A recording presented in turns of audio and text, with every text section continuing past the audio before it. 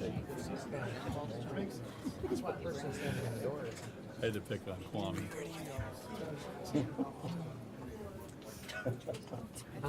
Kevin Patch. Kevin Patch. Which church? Well, good evening, everyone. I ask that you would please rise as we welcome Pastor Kevin Batch to lead us in the invocation, followed by the Pledge of Allegiance. So we pray. Gracious Heavenly Father, we thank you for this day and the blessings that have come to us because of you and your gracious outpouring upon our lives. Father God, we pray for this meeting tonight in our city, and we ask for your wisdom to be present, that you would bless our council members with guidance as they deliberate on items before them tonight. We pray that you would endow them with your truths and humble service that would bless our township, our community, our people, and that every decision would be righteous in your sight and for your benefit and for our glory. In the name of the Father, and of the Son, and of the Holy Spirit we pray. Amen. Amen. Amen. I pledge allegiance to the flag of the United States of America and to the republic for which it stands, one nation under God, indivisible, with liberty and justice for all.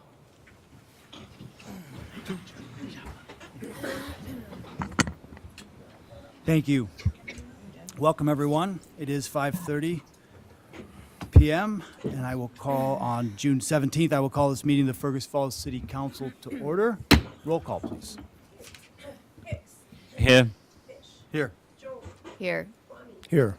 Here. Here. Here. We have a quorum.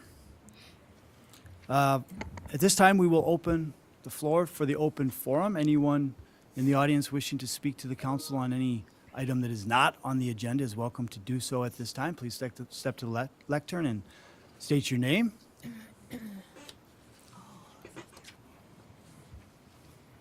My name is Maury Foss. I've lived the last 25 years in Otter Tail County and the last 9 here in Fergus Falls. To stay on point, I just wanted to jot some things down here. The city of Fergus Falls has a history of grand trees canopying the streets and landscape gardens throughout the city. About 3 weeks ago, I enjoyed a class reunion that brought back to Fergus classmates from all across America and even from Norway. One classmate said, "What happened to the beautiful town that I remember years ago? Tall grass and dandelions 2 feet tall everywhere." I said our city council voted to recommend no mow in May. The catchy title was coined in a well-meaning organization in the United Kingdom in 2019 to encourage people to pause mowing during the month of May so flowers in the lawn could bloom, providing early season pollen and nectar for the bees and other pollinating insects. And in 2020, the residents of Appleton, Wisconsin heard about the British program and convinced their city council to encourage people to stop mowing for the month of May. For the past 4 years, No Mow May has become a popular buzzword. In theory, not mowing the lawn for the entire month of May would allow plants to flourish and blooms without being cut off. These flowers would provide nourishment for bees early in the growing season, and most of our fruit and vegetable production does depend on a healthy bee population. Many communities adapted the practice as well. For the sake of our discussion, what if we didn't mow our lawns in May? What type of flowers would grow and bloom? However, if I stopped mowing in May, the prevalent flower would be dandelions, and that's true for most lawns in the upper Midwest. Most of our lawns do not have a meadow of wild flowers waiting to be unleashed. They have dandelions waiting to proliferate, and that's what No Mow May unleashes. Now, bee research has shown that pollen from dandelions isn't overly nutritious for pollinating bees, and it lacks important amino acids for their health. There are better food sources that we can provide and promote. Failure in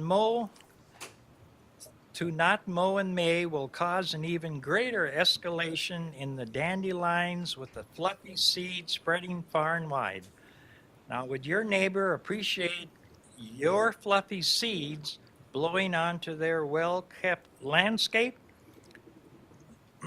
I believe a strained neighbor relationship would occur. Dandelions quickly get into where they're not wanted, such as perennial flower beds, choking out flower types that provide better nutrition. John Trappy, who is the turfgrass extension educator with the University of Minnesota, said, "We currently don't know if there's a benefit to pollinators by not mowing in May." And Don Kinsler, extension agent in agriculture and horticulture, who you've maybe heard of, from North Dakota State University, has also questioned. Attempting to mow 15 inches of grass in early June isn't easy or healthy for our lawns. Turf research has shown that removing more than 1/3 of a grass's blade at one time shocks the grass plants. This causes stress to a lawn before the hot summer can diminish its health for the rest of the growing season. Repeating no mow May for consecutive years will cause thinning and weakening of the turf grass. North Dakota State University, University of Minnesota, and many other research universities have expressed the dangers of no mow May. Now, helping our pollinating bees and insects is vital. That there is a better way, though, than letting our lawns suffer. Plant perennial flower gardens that include spring blooming types rich in nectar and pollen, including native wildflowers. Plant spring flowering trees and shrubs. Your landscape becomes more beautiful and the bees will be happy. My hope is that you, as the Fergus Falls Council, will reconsider implementing another no mow May in the future. We have a short growing season in Minnesota whereby we can observe and enjoy the wonders of landscapes and nature. Thank you for hearing my concern on the topic of no mow May. Thank you, Maury.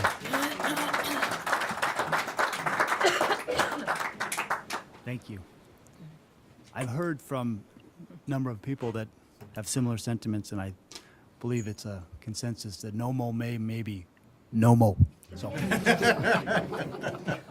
anyone else like to speak to the council? Thank you, Maury. Yeah, please. Decided for now. But it's more of a reminder. It seems, and I mentioned it to Mr. Fish, it seems when you Kathy, would elected- you please introduce yourself? Oh, I'm Kathy Sieg. When we elect you and you come here, it seems like we are forgotten and you all discuss what you each feel is the right thing. And you decide amongst yourself what to do. You are here as our representatives. That's what you come to us to vote, and you represent us. We find out about things after they're done, and and when we find out about it and object, it's too late. So, this is just a reminder that your description is you are a representative of us. Thank you. Thank you, Kathy.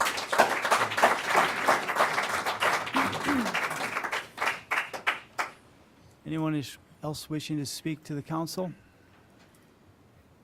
See no one, we will move along. To the approval of the agenda, I will call on our city administrator, Andrew Bremseth, for any additions or corrections to the agenda as presented. Good evening, Your Honor. Members, I am not aware of any changes this evening, so it could be approved as presented. Thank you. I would look for a motion. I'll make that, Your Honor. Thank you. Anthony, someone like to second? Jim, thank you. All in favor of that motion, say aye. Aye. Opposed, same sign. That motion carries. Next, we look for a resolution appointing, we have a motion from the work session for Mike Mortensen to be recommended to fill the vacant council position in the 3rd Ward. I would look for a resolution to that effect, if someone would like to offer that. Councilmember Kramer, thank I'd you. offer that. I'd like to second. Laura, thank you. Roll call, please. Yes. No. Yes. Yes. No. Yes. No. That resolution fails to get 5 votes, I believe. Is that correct? Is it 4 to 3? 4 to 3. 4 to 3. Okay, so that resolution fails. We would look then, I guess, at an upcoming meeting to staff direction if we continue to fill this seat or if we wait until the November 5th election to fill the seat. And at that time, we'll look for further direction at the next meeting of the council and ask for staff to bring possibilities of ways to continue as the charter tells us to do, or do we just leave it to the November 5th election? But I would like to say thank you, Mr. Mortensen, thank you, Mr. Kundi, for being here this evening. I would like to make a motion that we.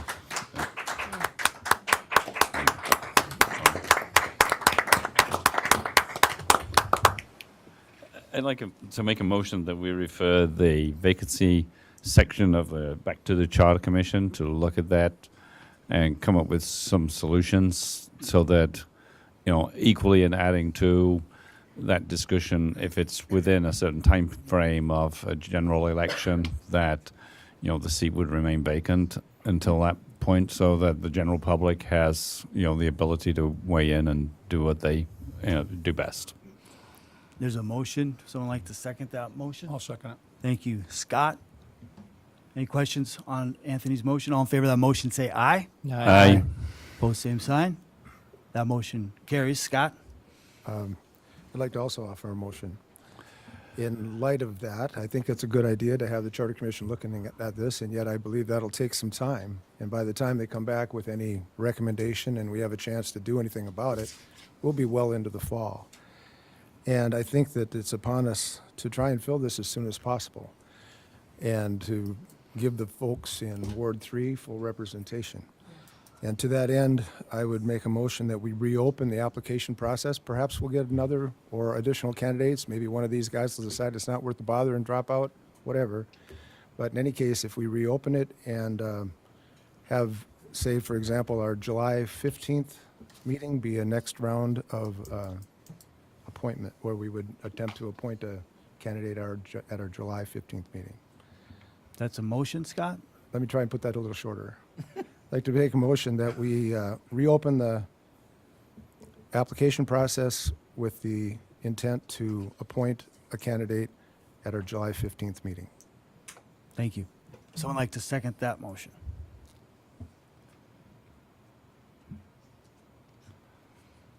With that, appears that there's not a second, so that motion dies for the lack of a second. Under public hearings this evening, we have City Project 5961 Junius Avenue Reconstruction Project preliminary cost hearing. And I will call on our city and engineer, Brian Yavaro. Thank you, and good evening, Your Honor, and council members. Yes, just want to go over some background information. This is for City Public Improvement 5961. This is the 2024 Street and Utility Reconstruction Project of Junius Avenue with the limits from, showing up on the screen, from Union to Cascade Street. Today is the hearing date. I'll be asking you to open it up.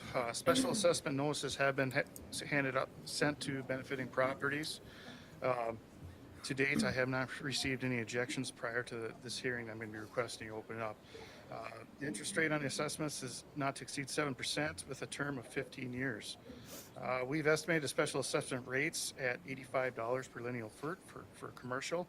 There is one residential property and proposed a 25% reduction, so $63.75.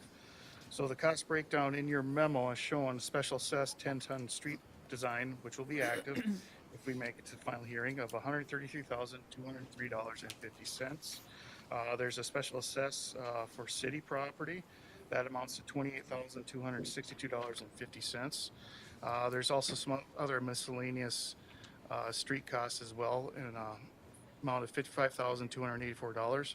And then our share, because we're only assessing a portion of the street, so the remaining portion and 10 tons design is city costs, and that amounts to $661,700. So the total bituminous street share is $878,450. We also have the sanitary sewer, water main services, sanitary $320,000, water main about $455,500, and lastly some storm sewer estimated at $220,000. So we're estimating a total project cost of $1,872,389. To go over to financing, mentioned we're going to try to issue PR 429 bonds for the active street assessments. We also will be using the sanitary sewer fund, water fund, and storm fund to fully fund this project. I just want to note with the special assessed rate, we do not meet the 20% threshold to issue 429 bonds. We're about 18.4%. However, we did put in an advertisement that we will be doing a bond issuance with a previous project, Shoreview Drive, that will get us definitely over that 20% threshold. So at this time, I'm just going to be requesting you open up the public improvement hearing for public improvement 5961. Thank you, Brian. And this time I will do that. The public hearing for City Project 5961, Junius Avenue reconstruction is open. If anyone would like to speak to that project, please step to the lectern. State your name.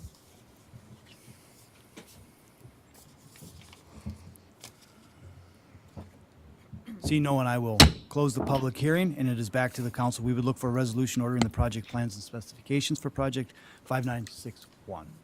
I'll make that, Your Honor. Thanks, Anthony. I'll second. Thank you, Tom. Questions for Brian? Yeah, Scott. Just one question, Brian. This isn't a big deal probably, but just so that people understand, the road between the courthouse and the police station and that strip through there, that's going to get wider as a result of this construction, or is it going to remain the same as it is? Correct, yes. That portion that you're referring to right there, I believe the preliminary engineering report, we're estimating about 4 feet to the north. Yeah. We're trying to balance with the tree removals and Is it- everything, so It's pretty narrow as it is. correct. That'll help, it'll meet state aid design standards and facilitate better parking. And then street assessments are a different ballgame than property taxes. And in this case, the courthouse, the 2 churches that are involved, they each get to pay their share as well. Correct. Thank you. Thanks, Brian. Any other questions, Scott? Mine's for Bill. Hey, Bill, budget, where's this going to come from? We haven't talked about it yet, so. Yep. I'll step up so I can look at all of you. So yeah, under that section where Brian has the financing, and you have the 429 bonds. So 429 is Minnesota statute 429 that we have authorization to issue bonds for, and that's why we have the hearing tonight and combining that with the Shoreview project. So the active assessed portion to the other properties that are not the city is the 133,203. That will come in from Otter Tail County, from the other, the churches like Brian mentioned, and then the other property owners along there. The city is also assessed for our portion, which is along the liquor store frontage, has a little bit there, the police station, and the parking lot, right? So the city will need to cover that. That'll come out of property tax levy combined with the other section that says city share.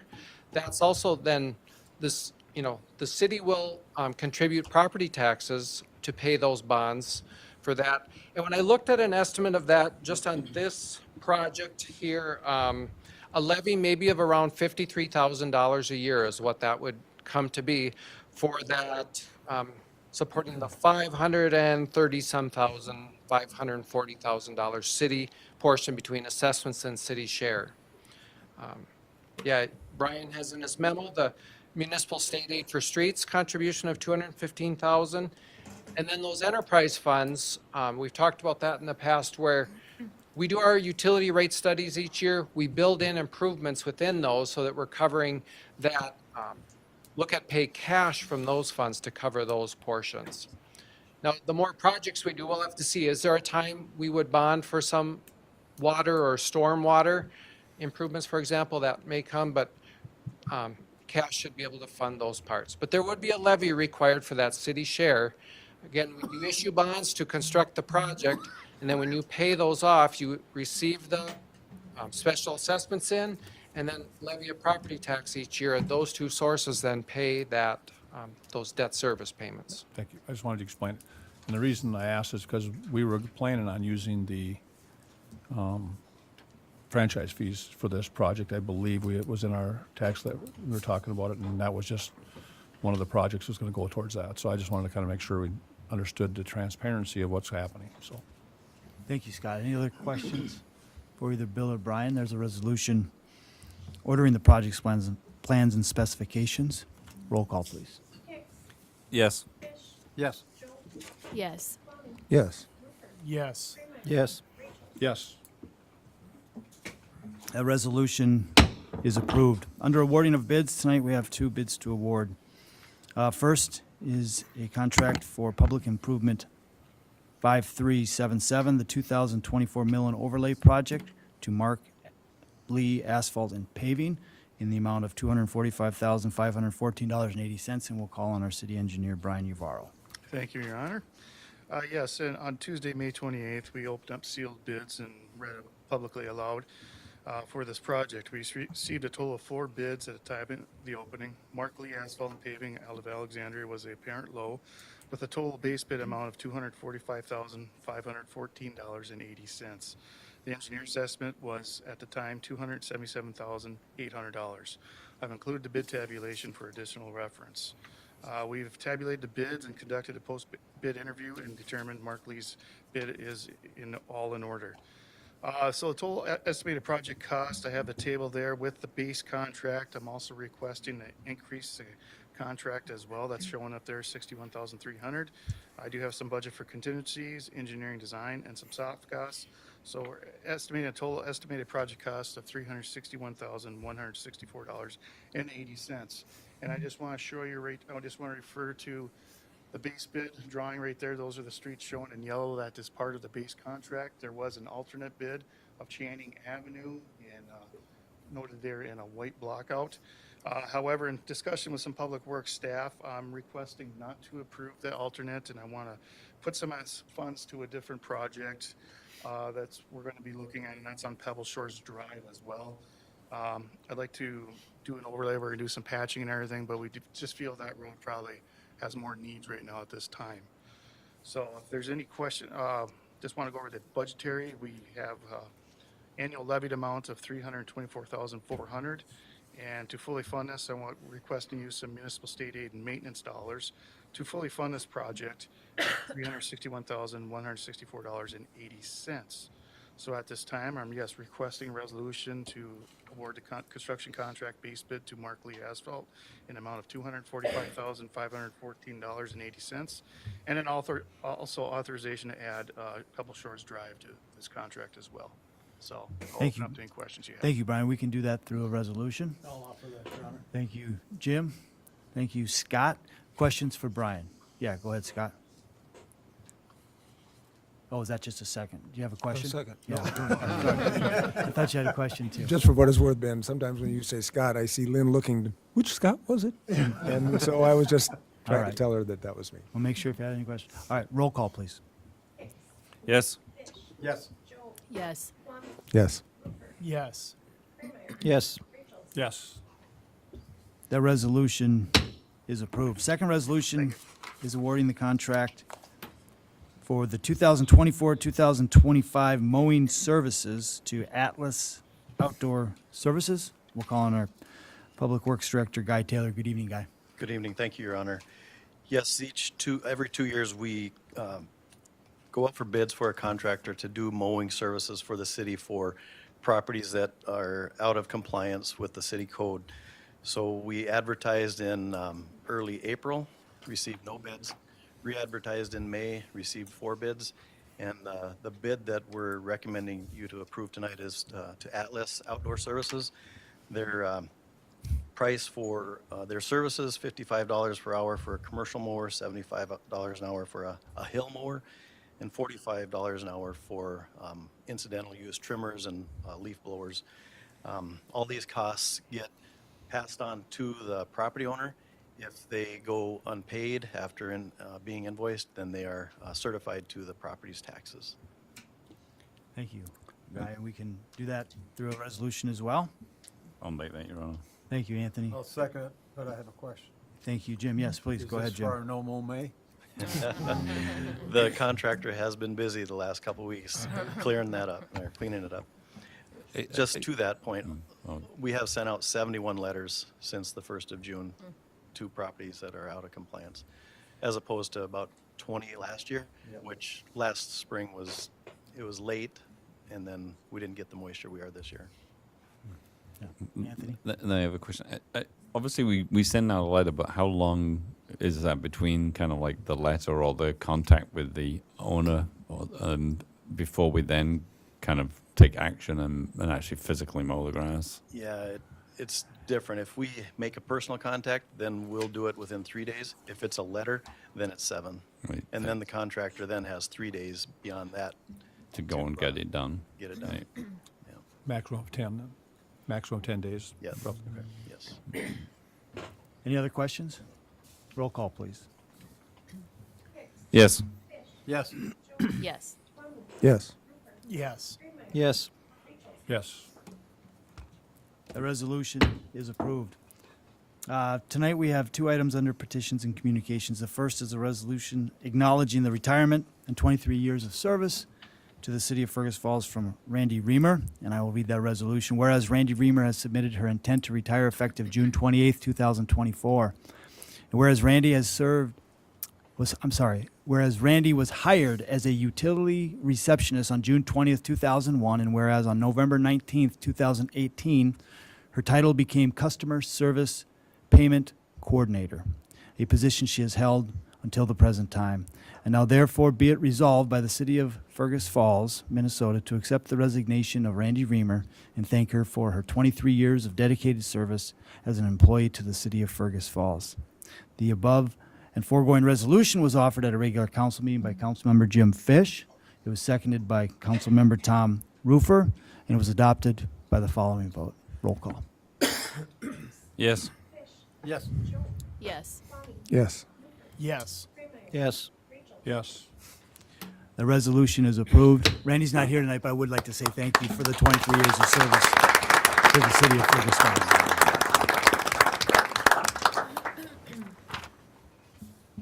Next, we'll look to Representative Jeff Backer, who's with us this evening, to give us a legislative update from the Capitol, and then also specifically, Jeff and I were talking, Representative, were talking about the project on Lake Alice that he was instrumental in securing for the city. So welcome, Jeff, and looking forward to having you here this evening. Thank you, members. A couple things I want to talk about tonight is about EMS and also the Lake Alice project. I took some notes. Also would like to talk about your landfill, and then 2 issues that helped the city of Fergus and actually every community by not passing. So I'm going to start with those. The hardcore legislators from Minneapolis and St. Paul was really pushing a zoning issue that would take a lot of local control away from y'all. What it did was it would allow multiple family units to be built on single family dwellings, lots. Okay, so we're talking about quite a few multiples. And then there would not have to be any parking for those. Of course, in Minneapolis, St. Paul, this is something that is very big. Some of the suburbs areas, they want a more dense population. I won't go into the political challenges that provide. But the main thing about this zoning issue, one of the few things that you guys have pretty much a lot of control over is how your land is used. And what this would do is set a statewide zoning requirement. Now, the good news, it failed. That's good news. The bad news, and I'm not making this political, but the fact is right now, both chambers are controlled by the Metro folks. So if the House stays in Metro control, we'll say the word Democrats, okay? Then you're going to see this keep coming up because that's something that's very important to them. I want local control. My caucus wants local control. And I've been out door knocking, and I've heard also people who do not agree with my political views all the time agree that we need to get some balance down in St. Paul and have more safe for greater Minnesota. This is a very good example. So this will come back. It will come back most likely on the Senate side and from the administration, but if the House changes to a different party so we can get some balance down in the Capitol, really greater Minnesota compared to the Metro, this is not something that we would be interested in. So that's good news. Also, what stopped, and this was because the bonding bill did not stop, but Representative Fu, who is the chair of the bonding issue, wanted a new requirement this year. So let's say you guys come out and you want $10 million for a new water treatment plant or something like that, or some bonding that you have, okay? Well, for you to get that bonding money, you have to agree that you would take every year from your budget and set money aside. So 30, 40 years from now, when that project is done, the state would not have to provide funding. Now, I'm not saying it's not a bad idea to put money in for capital improvement. When I was mayor of Browns Valley, we would do it for police, fire, ambulance, to replace our rakes, to replace fire. That makes sense. But there is a vested interest from the state to help with water treatment plants, to help like with streets and roads, especially the sewer and water. So there were so many strings tied to it. Again, the state taking local control from what you guys decide on projects.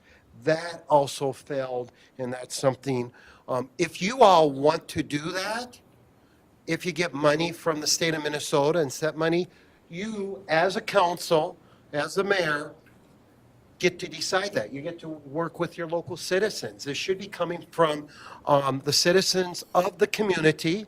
If it's the city of Browns Valley or city of Fergus or Wheaton, this should be driven locally and not from the state. So that failed, and that is actually a good thing because it would put a lot of strings on money that you would get for bonding. Let's talk about Lake Alice project. As you're all very familiar, it's not just a water quality, it's also a habitat. The city, I believe you guys have spent about, if my figures are correct, around $1.5 million on this project.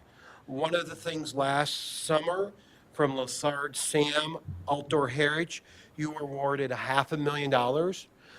That money comes from Legacy. Legacy is where that money comes from.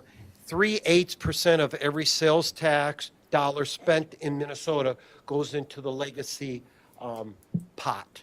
And that's split into 4 categories. 33% of that money goes to Lassard Sam for habitat, just like what you're doing.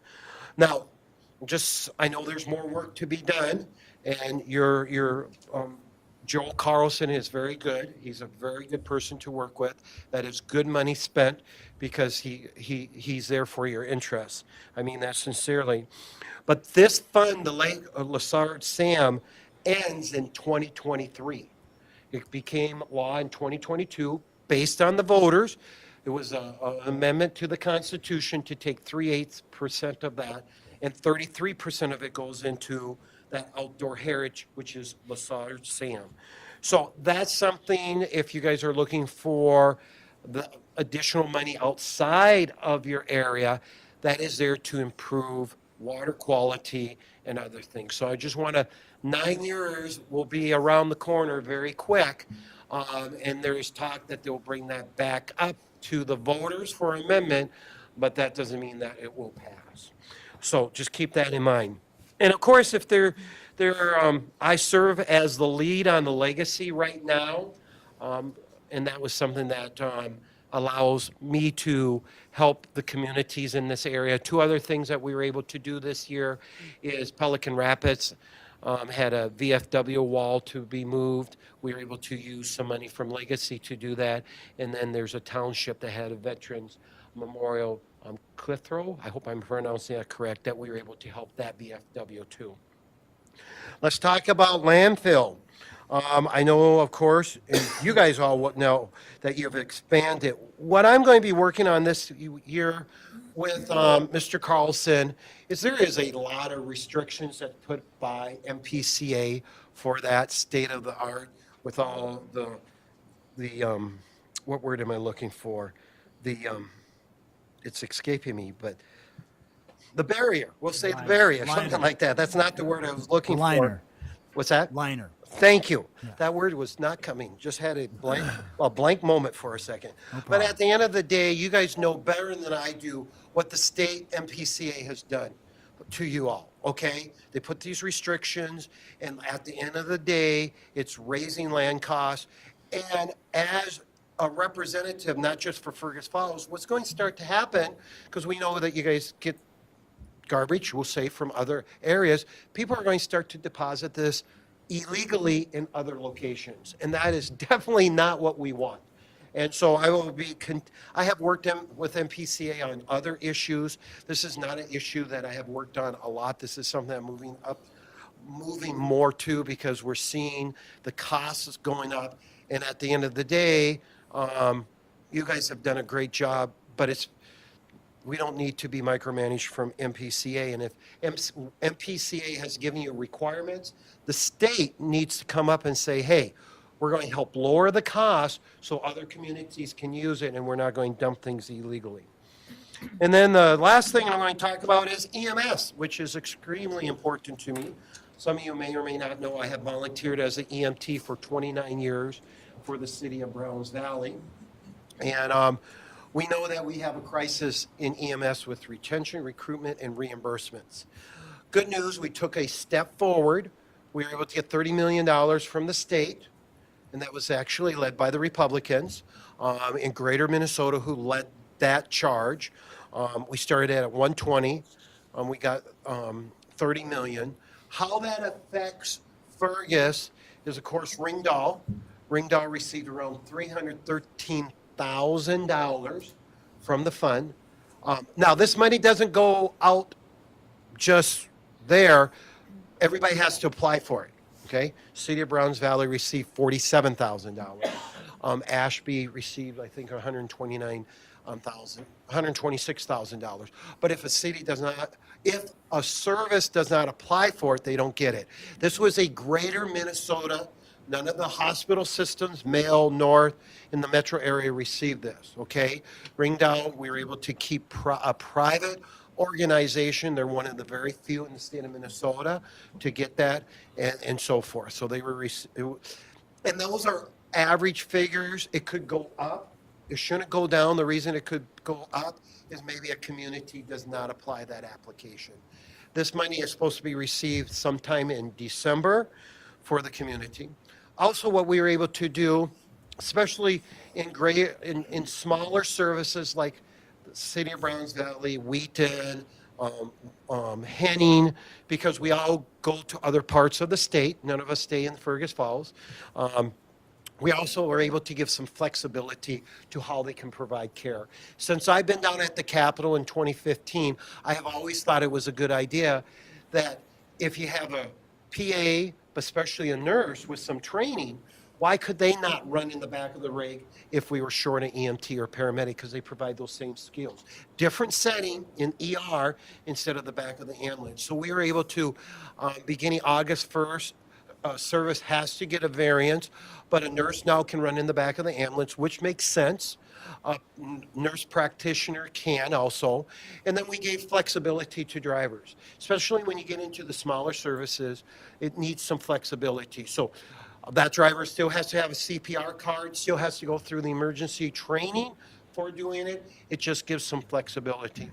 Also, what we saw during COVID, we saw nearly 40% of EMTs and paramedics not renew their license. So what we did was for 18 months now, if those individuals, right now you can wait for example, let's say I decide not to renew my license next year, I have 4 years to become an EMT again and recertify. We extended that 18 months for 10 years for people who want to be an EMT or paramedic, they still have to go for a refresher class. So, for example, let's say with Ringdale, let's say 5 years ago, we had paramedic A and B and C decided not to renew their license. But with this, they have 18 months now. If they did not renew their license 5, 6, 7, 8, 9, 10 years, they can renew it. Flexibility, we don't know why. We did not do any research why we saw such a high. I have my hunch why, but why so many people dropped out as an EMT or paramedic. So it's some flexibility that we gave services and so forth. And then we also gave flexibilities for some EMRs also. So that is my summary. You don't want to listen for me for another 2 hours. I could go really long. So I'll happy to take any questions on these subjects or maybe something else. But that is my summary for tonight. Thank you, Representative Backer. I just want to say thank you for representing us in St. Paul, for the partnership, and we look forward to continued work together Yes. on behalf of the city. Does anyone have any questions for Representative Backer? Thank you. Thanks for being here tonight as well. Yeah, you're welcome. And if my cell phone number is published out there, I do have a lot of constituents who use it and text me. Feel free. One of the greatest joy I have as your state representative, like my friend from New Jersey would say, is bust the chops of the bureaucrats. I love doing that, and we're very successful at doing it. Now, we physically don't become Rocky and bust their chops, but I just have a persistency that I've learned from others. So, and we've done it for you in the past for the city of Fergus behind the scenes, and enjoy doing it. So, thank you for your service.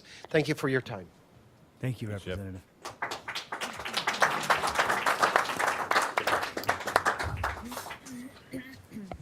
Moving along to the consent agenda tonight, we have 5 items that are on the board. They're in our packets. If anyone would like any of them removed to discuss individually, we can do that at this time. Seeing none, I would entertain a resolution approving the consent agenda as presented. I'll offer Thank that, Your Honor. you, Tom, thank you, Scott. Roll call, please. Yes. Yes. Yes. Yes. Yes. Yes. Yes. That resolution is approved. Under ordinance and resolutions tonight, we'll welcome Doug Green. He's going to talk about authorization of the issuance of the 2024 bonds, A-bonds. Good evening, Doug. Welcome back. Good evening, Mr. Mayor, members of the council. It's always great to be here, and it's great to see that water coming up from the splash pads. Hot, muggy night. The resolution in front of you is what we call an authorizing resolution or a set sale resolution. I believe you did have a conversation last week on this bond sale, but so some of this might be a repeat. What this resolution does is it authorizes us to Baker Tilly to take bids on behalf of the city. It sets the date and time of the sale for July 15th at 10:30. It approves the terms of the proposal. The terms of the proposal goes into the details of the bond issuance, and it's really the instructions for the potential bidders. It gives them the bidding instructions. And then it authorizes city staff and Baker Tilly to execute and deliver an official statement, which we're just about completed with. As you know, this financing is primarily for the 2 sales tax projects, Day Lagoon Park, and the aquatic center, as I mentioned, the splash pad. But we're combining it to be efficient and save some financing costs with the smaller improvement, the street improvement project. So it is a much larger bond sale than we're accustomed to, just because of those 2 large projects. The total par amount going out for bid is $60,870,000, and obviously the sales tax projects are about $16 million of that. So we expect the larger the bond issue, the more marketable it is. We'll get more people, more folks' attention, and so that will be good to see. We're looking at around right now with current interest rates around 1.6 million. We did have a pretty good week last week in the market where the interest rates came down about 0.25%. Don't know what's going to happen over the next month. But hopefully we'll see some further declines a little bit in interest rates prior to the sale. With the sales, with the street improvement projects, again, rather small. So in the end, after assessments, we're looking at annual levy around between $85,000. So, yeah, and again, any change in interest rates is not going to change these amounts too much. So you can expect the final levy to be in this ballpark. Next slide. This is just one of the many indices out there that shows where interest rates are in the tax-exempt municipal market. This is of the AAA rated where the 10-year yield is. So that's a good benchmark. The improvement bonds go out 15 years. The sales tax projects are repaid over 12, 13 years, but the 10-year is a good indication of where interest rates are. This goes back to 2016 there, and you can see that since we got out of COVID and over the last 10 years, it's really bounced around between 2% and at the height, about almost 3.6%. So again, hopefully we'll just stay where we are. I think we'll be happy with, and we'll be able. The sales tax will certainly be able to support this debt service. So, next slide. Going forward, authorizing the sale tonight. We have a credit rating call on Thursday. Expected. We just had your 2023 audit presented. Great results there. So I expect everything to go very well. We'll have the bond sale on the 15th in the morning, and we'll bring it to your attention that evening. And then we will close on August 1st and get the money in the bank. And hopefully the rain holds off so you can do some construction projects, which has been a problem throughout the state, as you can imagine. Projects are certainly behind for that reason. Thank you, Doug. With that, I would look for a resolution authorizing the issuance of those 2024 A bonds. I'll second it. Thanks, Scott. Second, Anthony. Questions for Doug or for Bill? Well, we talked about it Wednesday. Roll call, please. Yes. Yes. Yes. Yes. Yes. Yes. Yes. Thank you. That resolution is approved. Thank you, Doug. Next item is consideration of a second reading of ordinance 58, 8th series regarding cannabis zoning. Just to give a little background where we're at. Cannabis Committee has considered this since January, I believe. It came to the council during a work session. There was a resolution offered in May. It had its first reading 2 weeks ago. Public had its opportunity to speak. Since then, Chief of Police came to the Committee of the Whole, presented a second option that he presented as a compromise, but it was a second option. And so we have had a first reading with the original ordinance, which would allow the sale of cannabis in a B6 zone. The compromise would allow sale of cannabis in a B3 zone with conditional use. So that's to set the stage of where we're at. I guess it's up to the council. I told the public they would have the opportunity to speak to this issue, and then it'll be back to the council to see if if they would like to move and make any changes to the ordinance that's had its first reading, and then we will vote on that ordinance, however it stands at that point. Is that fair with everybody? Yeah, let me just clarify. I think the police chief, it wasn't conditional use. It was Interim use. Interim or something. Yeah. Yeah. So I think we went back and forth between conditional and interim, but Claire, I don't know if you want to differentiate the two, but Yeah, well, I can talk a little bit about that. Thank you. I mean, your conditional use is where you would get. The conditional use is where you would get to utilize the property with certain conditions. It's a right that attaches to the property and you can sell it, and that right continues. And so Usually what happens with a conditional use permit, it goes before the planning commission, and the planning commission comes up and sets reasonable conditions and makes a recommendation to the council to either, well, in most cases, to grant the use subject to the following reasonable conditions, and then the council basically makes a decision as to whether it wishes to do that. The difference between a conditional use and what the chief has suggested was an interim use. An interim use is a use that is temporary. It sunsets after a period of time. And under our ordinance, we can issue interim use permits, but only for a period of 5 years. And it is not a property right. It doesn't go with the property. It goes with the use and goes with the individual that holds the use. So there's a big difference between the two.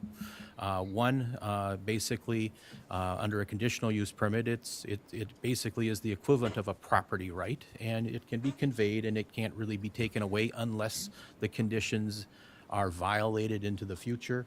But there's a process for that as well. As opposed to an interim use permit, yes, that can always be taken away too, but it doesn't attach to the property. It doesn't continue on. You sell the property, the conditional use doesn't, or the interim use doesn't come along with it. So is there any questions about that on the council? And the differences between the two? Thank you, Anthony, for bringing it up, and thank you all for clarifying, because, yeah, I was incorrect. It was an interim use that the chief of police brought forward last Wednesday as part of the. Let me add to that. Yeah. Yeah, and it was, and the version in front of you, I believe, has conditional use permit, and that's because our code as it is written today does not allow interim use permits in commercial zones. It's only in industrial zones. So if you're going to approve it with an interim use permit rather than a conditional use permit, we have to make additional code alterations to accomplish that. The other thing we talked about is that you can review a conditional use permit in a period of whatever number of years that would be put on as a condition, which accomplishes the same thing as an interim use permit in essence. So we figured if that was the idea, is reviewing this on a periodic basis, we can accomplish that through the conditional use permit, but also avoid future code changes as well to allow interim use permits in commercial zones rather than just in industrial zones. So just to simplify things. Everyone clear with that where we're at? One thing, Scott? if we vote on it, we have to vote on changing it, or the first reading, or we have to just vote on the first reading and Yeah, my suggestion is you should vote on the first reading because that's what's been presented, Right. and that's with the conditional use permit, and either you vote it up or down. Well, actually, we have No, that first was- reading. Oh, yeah. First reading would be the B6. B6. That's what's been presented. Okay, Does that make sense? sure. And then if that gets defeated, then you can go on and we can change that. My suggestion was then just pass a motion directing me how you'd like it to change, and then we'll come back. And most likely it'll probably be a first reading again because it's making more changes to the code. Thank you. Okay. Is that everyone good on that? So basically, we're going to vote on a B6, and technically, if we vote it down, then it would then go. We would then instruct you to rewrite the ordinance as the B3 as a conditional use. Or anything else Yep, we wanted yep. changes in there. I think there's other compromises potentially to be considered as well, but let's follow the process through. Yeah, Scott? Again, to clarify, it's not only B6, but it would also include the industrial zones, all B6 three, and above. I1 and 2 and 3. It's not only B6. B6 and above. if B6 you and will. above. B6 and above, which includes industrial zones and. So, So with that, that's what we'll do. But before that, we said the public had their opportunity to speak, so we're going to honor that. And please step to the lectern and identify yourself if you'd like at this time. Hi, I'm Emily McCune. I'm a Fergus Falls resident. I own Sugar High Cannabis Consulting and Dispensary. I just have a couple things to add to what I shared last week based on some press and statements that I've read in the last 2 weeks. And these are in no particular order. I'm tired and I'm confused and I'm frustrated.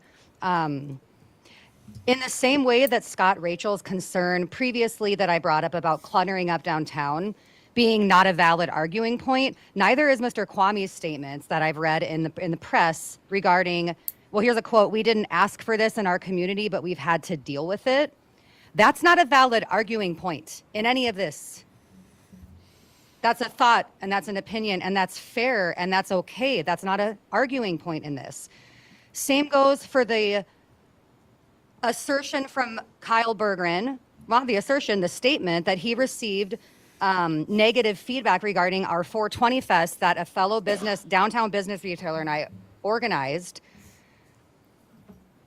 That has nothing to do with this conversation. I'm so tired of this. This has no place in this.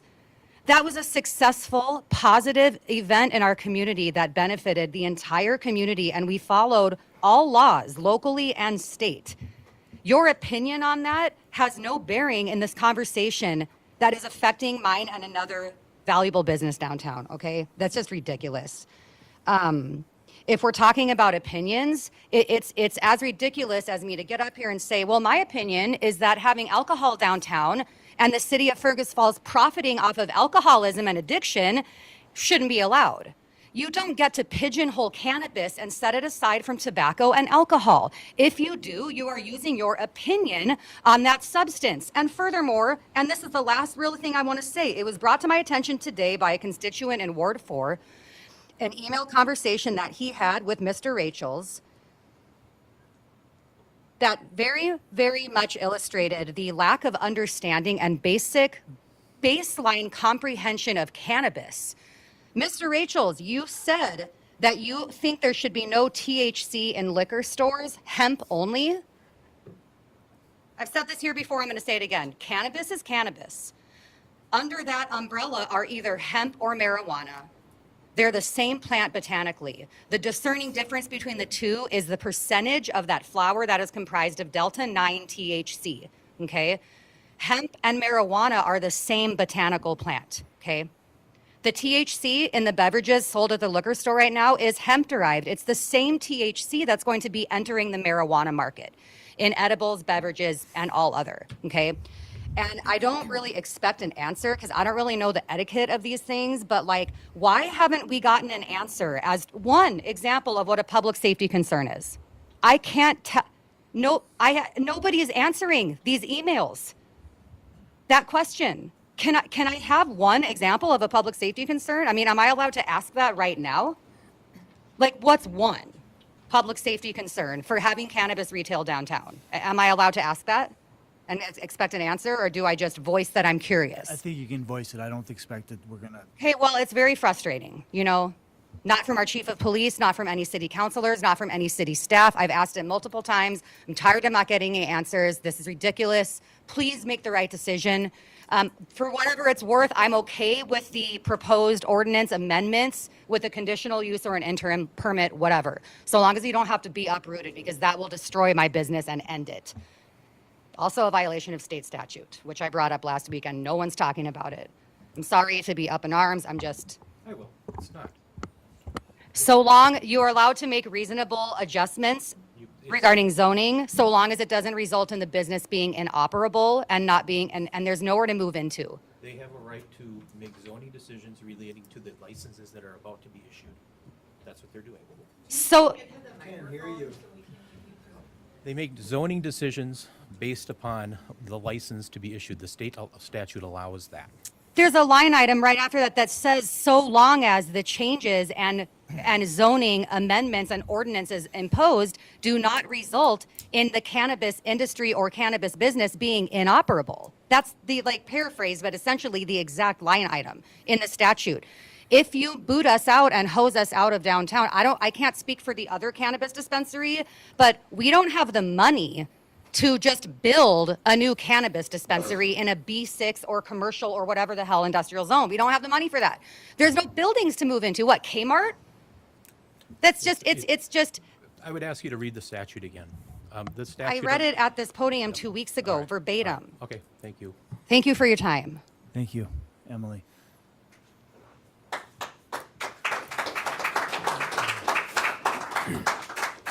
Hey guys, my name is Jacob Bittner. I'm just going to keep this really quick, kind of reiterate what I said a few weeks ago, that if we're aiming for economic growth in downtown Fergus Falls, we absolutely need to be prioritizing free operation of businesses downtown, regardless of whether or not you agree or disagree with the products they're selling, they are legal. And the other thought is, how much time have you guys spent on this, and how much more pressing issues do we have? I just want to make sure that we're not creating a problem that doesn't need to exist and wasting the time of our city officials going after something that, to be quite honest, I think we're spending a lot more time discussing than we need to, and I think there's more pressing things for us to be talking about than this. So I urge you guys to allow these businesses to operate freely downtown. Thanks, Jacob.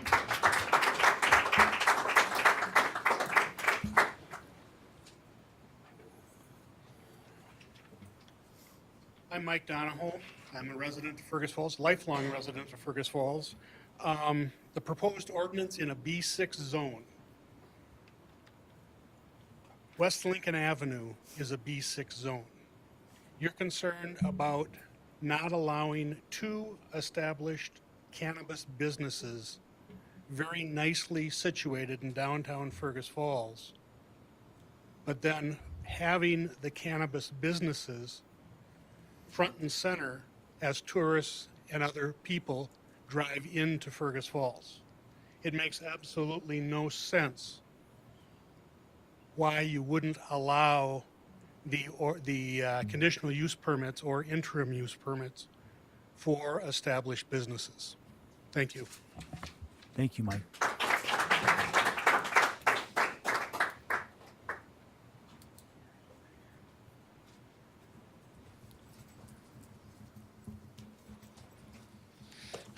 My name is Chris Stock. I'm a lifelong resident of Fergus Falls, a registered nurse and the owner of Elevate. I've talked at this podium a couple different times. I share the same frustration as Emily does. To see us being treated this way, it seems almost unfair. I've done a number of research studies into cannabis. I've done a number of looking over the data from other states, since there's 22 other states before us that we can look at all this information and take away from it. I would just want to thank some of the council members that reached out to me beforehand and that have come down in the past months to come and talk with me and just view their concerns. For those that haven't yet, I would still suggest reaching out to me and having the conversation, because you're only going to learn something, and we can only develop a rapport. I think that zoning us in a B6 zone is very frustrating. If we look at a map of the Fergus Falls zoning areas, there's 6 blue spaces on here, or 4 blue spaces on here that is B6. And one of them being the old Target building. I'm sorry, I'm upside down here. Being the old Target building. That leaves 3 spaces in the B6 zone. One of them being Walmart. And I don't know about you, but I don't have the money to buy a piece of land from Walmart. The other 2 are Fleet Farm and the Westridge Mall. I don't have money to buy the Westridge Mall either. And the other one is Kmart. And I don't know, doesn't seem like a real great retail option for small businesses. So what I would ask you to do is reconsider the CUP and allow us to be in the downtown area. The state has already put some restrictions on how close we can be to parks and stuff that children go to. So I think that would be fine for you guys to zone us properly down in B3 areas. Others have spoke about some public safety concerns. With zero facts or statistics to go along with this. I, as a registered nurse, have studied public safety going through my nursing school program. And I would just like to reiterate again some of the public safety aspects of this. Minor and adolescent rates dropped by 7% since the first state legalized in 2011. This was done by a study called Yarbers. It's a national study done by almost every state. So this is not just very few states. Another one I would like to cite is the DUI rate. It will increase by 2 to 4%, and that's what most states experience. However, when you mix it with liquor, it goes up upwards of 40%.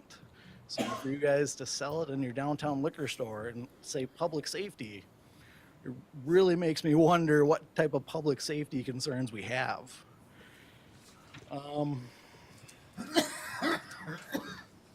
I guess in closing, I would love to see us stay downtown, and me or Emily may not get a license to sell cannabis. However, if we do, we would like to stay in this community and watch it grow. And moving us out to the outskirts of town or in the industrial parks isn't going to help the rest of the small town businesses in downtown, unfortunately. And being a lifelong resident, I would love to keep raising my children here. Thank you. Thank you.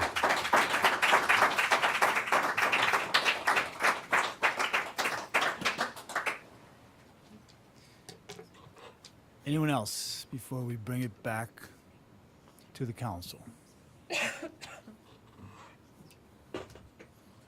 All right. So, council, questions of the process, questions where we're at. There's been a first reading. We've all discussed this at length. You ready for me to call for the vote? I could make a few statements if I got. Go ahead, Scott. First of all, I think it's not appropriate to say that we would be closing or moving anybody. This isn't about closing or moving anybody. This is about what would be coming, which is the legalization of recreational marijuana. It wouldn't affect what's currently happening, and the businesses that currently exist could concurrently exist and continue doing what they're doing. So that needs to be clear. The existing businesses can exist as they are without any change, no matter what we do. Beyond that, again, this was something that the state brought to us. We didn't go looking for it. And we're trying to handle this the best we can. And we're not perfect, but we're doing our best. For example, no mow may. There's things that sometimes we don't get right. But allow us the opportunity to meet the state mandate and do the best we can and allow for the rules to change from the state, because they will, and get this settled so that we've got something on the books. We've got businesses that are going to be needing clarity as to what they can and can't apply for and where it's going to go, and we need something on the books soon. We can't wait until January and then have it just be an open field with no ordinances on our books to cover this. But more than anything, for me, I think the future of Fergus Falls is young families and children. And my view is that this is not a family-friendly business, not a family-friendly product. It doesn't serve to develop a family-friendly culture. It's an adult business, catering to adults, and it needs to be treated that way.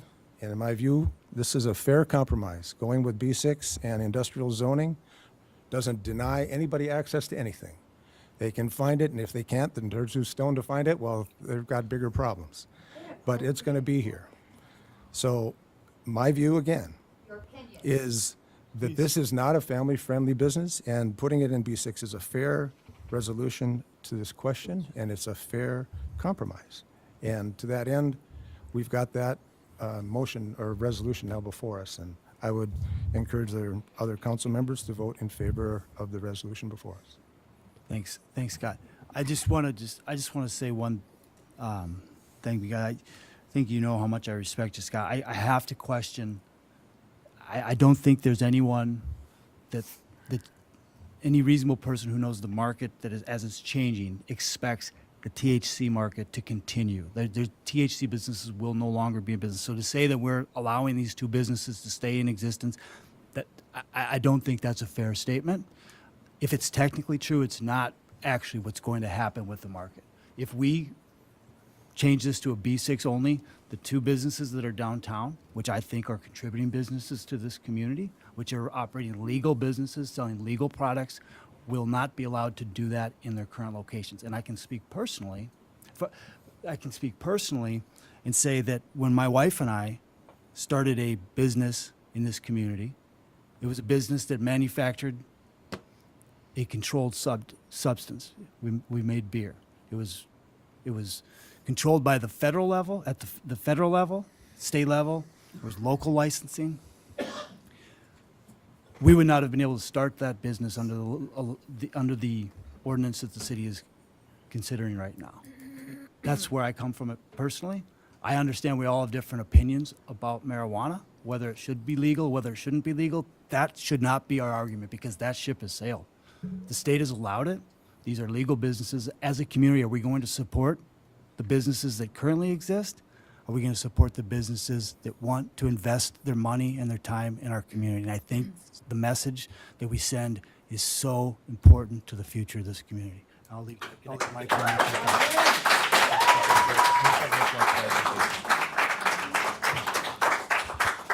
Okay, so I think we want to make sure we know what's on the table today, because I was asked prior to the committee of the whole meeting is to provide an amendment to the ordinance to allow for B3 zones, which would include downtown.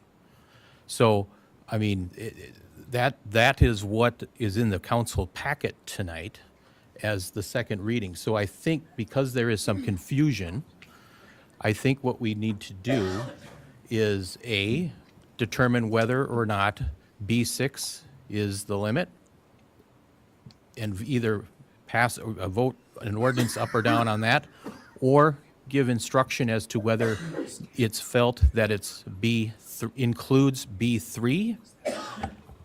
And we're sitting with conditional use permits, because that's what was discussed at the committee of the whole, my understanding was, because that's the amendment that I provided prior to the committee of the whole. And if it's including B3, then you vote that up or down. And if it's not conditional use permit, then I think you give instructions to the cannabis committee to look at interim use permits, or offer a motion directing me to draft that this is allowed through an interim use permits, which is going to require me to do additional work to allow for interim uses in business zones. So I think, is everyone clear kind of what we're talking about? If we're talking only about B6, then I think that is what was presented at the first reading 2 weeks ago. But since then, it was my understanding that the committee of the whole, there was also this amendment with the conditional use permit that included the B3 zone downtown. And that's what's in the packet tonight. Rolf, thank you. And let me just, I think there's a bit of a misunderstanding, because I think both resolutions or both ordinances are presented in the packet. I think the chief of police presented that, but no action was taken. So I believe, and correct me if I'm wrong, anyone that was there, as it sits, we've had a first reading of the B6 and above, the original ordinance. Yep. Anything that would need to be changed, I think, would need to be acted on by this council. Is that where we all are at? Mm-hmm. Yep. Is that So the one highlighted yellow is not, it's not valid.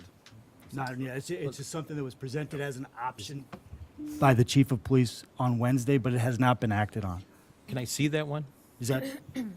Are we all clear? Sorry, are we all I clear just on want to that? double check. I don't have it in front of me.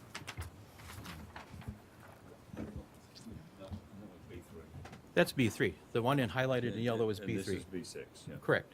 So this is what was discussed, Or the committee of the whole. committee of the whole, and I was the one that did the highlight to show that's what's changed. But we're not voting on that one. Unless you want to. It's not. That has not been introduced. Okay. Right. That has not been. There has been no amendments that I'm aware of, unless anyone's. So right now it's was the only thing that's been B6. So do we take a vote on the B6? Is that where we're at? You vote Anyone? it up or down, and then move on. Yeah, I'll offer that or whatever. Well, it's already been. So we are Okay. voting on on the ordinance that had a first reading 2 weeks ago tonight that would allow cannabis sales in B6 and above only. Everyone clear? Roll call. No. No. Yes. Yes. No. Yes. Yes. So that ordinance fails for lack of 5 votes.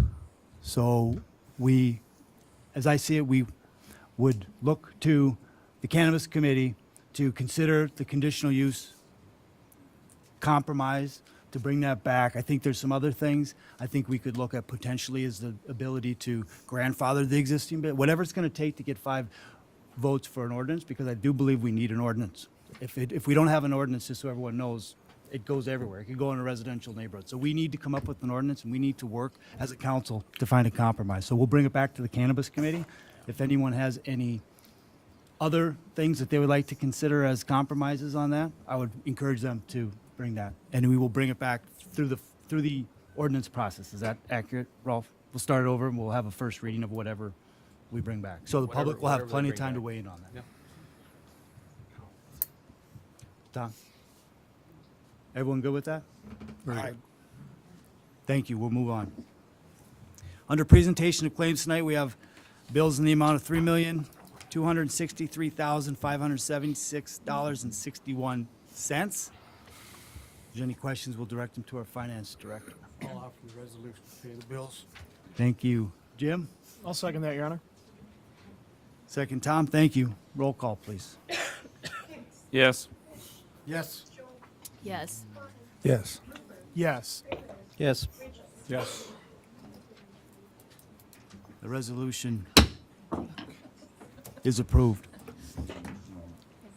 There is no old, unfinished, or new business this evening. Anything you'd like to mention under announcements, Lynn? It's not looking like we'll have enough items for committee of the whole next week. So we'll send out an official announcement tomorrow. Okay. Thank you. The council will be adjourning to a closed meeting to consider a real estate transaction as allowed by Minnesota statute 13D.05. We will not be reconvening.